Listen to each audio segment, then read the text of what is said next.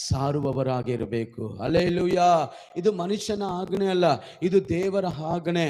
ಮತ್ತೇಯು ಸುವಾರ್ತೆ 28:19-20 ವಾಕ್ಯ ಹೇಳ್ತದೆ, ಪರಲೋಕದಲ್ಲಿ ಭೂಲೋಕದಲ್ಲಿ ಸಕಲ ಅಧಿಕಾರ ನನಗೆ ಕೊಡಲ್ಪಟ್ಟಿದೆ, ಆದ ಕಾರಣ ನೀವು ಹೊರಟು ಹೋಗಿ ಎಲ್ಲರನ್ನ ಶಿಷ್ಯರಾಗಿ ಮಾಡಿ ತಂದೆ ಮಗ ಪವಿತ್ರಾತ್ಮನ ಹೆಸರಿನಲ್ಲಿ ದೀಕ್ಷಾಸ್ನಾನ ಮಾಡಿಸಿರಿ. ನೋಡಿರಿ, ನಿನಗೆ ಆಜ್ಞಾಪಿಸಿದನ್ನು ಅವರು ಕಾಪಾಡಿಕೊಳ್ಳುವುದಕ್ಕೋಸ್ಕರ ಅವರಿಗೆ ಬೋಧಿಸಿರಿ. ಯುಗದ ಸಮಾಪ್ತಿವರೆಗೂ ಎಲ್ಲಾ ದಿವಸ ನಿಮ್ಮ ಸಂಗಡ ಇದ್ದೀನಿ. ಆಮೇನ್. ಮಾರ್ಕನ ಸುವಾರ್ತೆ 15 ವಾಕ್ಯ ಓದು ನೋಡ್ರಿ.